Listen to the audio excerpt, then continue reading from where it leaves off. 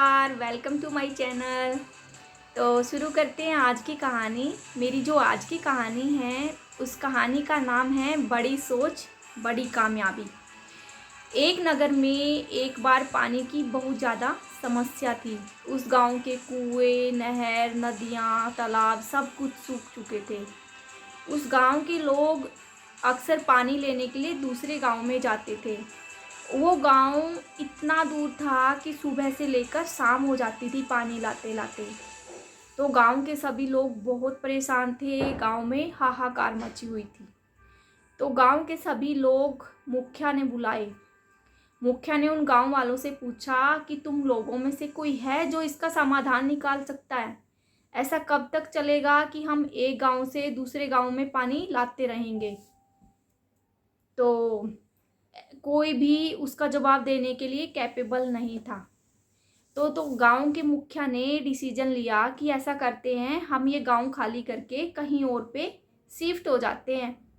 तो ये भी एक बड़ा चैलेंज था कि इतने पशु पक्षी, उनके जो मतलब धन जमा पूंजी, घर जमीन ज़्यादा छोड़ के कैसे जाया जाए, ये भी एक मसला था। तो गांव के लोग बहुत परेशान होते हैं। तभी दूर से मुखिया को एक साधु आता हुआ दिखाई देता है। वो मुखिया जो है साधु बाबा को रोककर पूछते हैं कि हमारे गांव में बहुत ज़्यादा दिक्कतें हैं, क्या तुम इसको ठीक कर सकते हो, कोई समाधान दे सकते हो। साधु बाबा ने कहा कि ये जो विपत्ति की घड़ी आ पड़ी है इसका समाधान तो मैं ज़रूर दूंगा। तो कहता है कि मैं ऐसा करता हूँ, तुम लोगों को पानी का प्रबंध करवाता हूँ। ऐसा करना, तुम हर रोज़ शाम को अपने घरों के बाहर एक बर्तन रख देना, मैं थोड़ी देर में उसमें पानी भर दूंगा और सुबह तुम अंदर कर लेना, लेकिन मेरी एक शर्त है। तो बाबा बोले, मतलब गांव के लोग बोले बाबा से कि कौन सी शर्त। कह रहा है तुम जब ये बर्तन रखोगे आपस में किसी के बर्तन नहीं देखोगे और किसी के पानी पे नज़र भी नहीं रखोगे, सिर्फ अपने घर को रात को बर्तन बाहर रखोगे अपने घर के बाहर और सुबह उसको अंदर कर लोगे। तो गांव वाले जो कि बहुत परेशान थे उन्होंने बाबा की हर शर्त मान ली। कह रहे ठीक है, हम किसी का पानी यूज भी नहीं करेंगे और किसी के घर की तरफ देखेंगे भी नहीं, सिर्फ अपने पानी को ले लेंगे अंदर। तो इसी तरह लोगों ने रात को बर्तन बाहर रखे, यूजुअली उनमें पानी भरा था और सभी खुश हो गए, अंदर कर लिया। तो कुछ दिनों तक यही सिलसिला चलता रहा।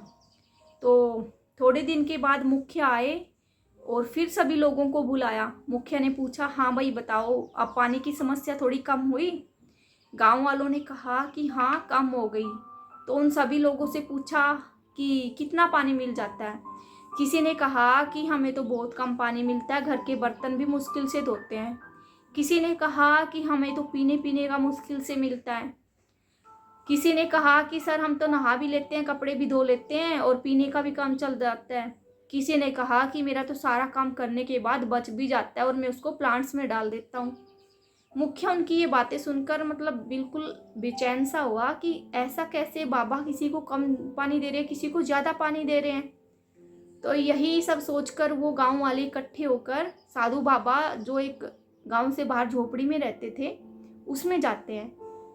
मुखिया जो है साधु बाबा से पूछता है कि बाबा ये आप क्या कर रहे हो, किसी का तो गुजारा भी नहीं चल रहा, किसी के पास इतना पानी बच जाता है कि वो पौधों को दे देता है, आप ऐसा क्यों कर रहे हो। साधु बाबा ने कहा कि मैंने किसी को नहीं कहा। नहीं, साधु बाबा ने पहले उनको कहा कि ऐसा करना कि तुम ना सभी गांव वालों को जाके बोल दो कि कल ये अपने अपने बर्तन लेके मेरी झोपड़ी में आए।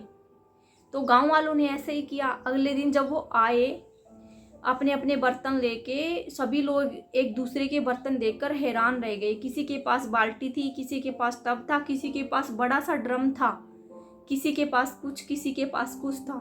तो साधु बाबा ने कहा कि देखा, मैंने किसी को नहीं कहा कि क्या बर्तन लेके आना, हाँ ये ज़रूर बोला था कि सिर्फ एक बर्तन लेके आना है। अब इन लोगों ने अपनी अपनी सोच के अकॉर्डिंग ही वो बर्तन लिए। मैंने नहीं बोला था कि छोटा लेके आना, बड़ा लेके आना था। कोई बाल्टी लेके आया, कोई ड्रम लेके आया जिसके पास बच जाता था पानी। तो ये इनकी सोच के हिसाब से काम किया। ऐसे ही हमारी सोच के हिसाब प्रकृति काम करती है। अगर हम छोटा सोचेंगे तो हमें छोटा रिजल्ट मिलेगा, छोटी कामयाबी मिलेगी। अब जैसे ये छोटे बर्तन लेके आए, उनको इतना ही पानी मिला, किसी ने बड़ा सोचा ड्रम लेके आए, उनको बड़ा पानी मिला। अगर हमारी सोच बड़ी होगी, हमारी कामयाबी भी बड़ी होगी। इसी तरह अब कब तक तुम मेरे जादू पे काम करते रहोगे, कब तक मेरे एहसानों से पानी लेते रहोगे? कुछ बड़ा सोचो। अब गांव वाले समझ चुके थे कि साधु बाबा हमें कोई शिक्षा देना चाहते हैं। अब तब गांव वालों ने एकजुट होकर अपने गांव से दूसरे गांव में निकले। उन्होंने थोड़ी दूर चलने पर एक बड़ी सी नदी दिखाई दी। फिर गांव वालों ने 3 दिन में वो नदी से गांव तक खोद निकाला और छोटी सी नहर बनाकर अपने गांव में लेके आए, और वो गांव फिर से खुशहाल हो गया। सभी लोगों को भरपूर मात्रा में पानी मिलने लगा और वो समझ चुके थे। वो अगले दिन धन्यवाद करने के लिए साधु बाबा की झोपड़ी में गए, लेकिन साधु बाबा वहाँ नहीं थे, क्योंकि फिर वो गांव वाले समझ गए कि साधु बाबा किसी और का भला करने के लिए निकल चुके हैं। तो दोस्तों, इस कहानी से हमें यही शिक्षा मिलती है, अगर हमारी सोच छोटी होगी तो हमें छोटी कामयाबी मिलेगी, अगर हमारी सोच बड़ी होगी तो हमें बड़ी कामयाबी मिलेगी। लेकिन सबसे पहले हमें अपनी सोच को बड़ा करना है। सोच बड़ी करोगे तभी कुछ कर पाओगे। कोई लोग सोचता है कि मुझे 5 लाख कमाने हैं, तो वो 5 लाख ही कमा पाता है, उसी अकॉर्डिंग वो मेहनत करता है। कोई सोचता है मुझे 5 करोड़ कमाने हैं, तो वो उसी हिसाब से मेहनत करता है। कमाते दोनों हैं, लेकिन अपनी सोच के हिसाब से उनको कामयाबी भी उसी तरह मिलती है। हमारी प्रकृति हमारे हिसाब से, हमारी सोच के हिसाब से, हमारी जो हम मेहनत करते हैं उसी के हिसाब से काम करती है। इसलिए सबसे पहले बड़ा सोचो, कुछ अच्छा सोचो और फिर वो करो। आप जिंदगी में ज़रूर सक्सेस हो जाओगे। तो कैसी लगी मेरी आज की कहानी आपको? इसी के साथ मैं आपसे विदा लेती हूँ। कल फिर मिलेंगे एक नई कहानी के साथ। तब तक के लिए नमस्कार।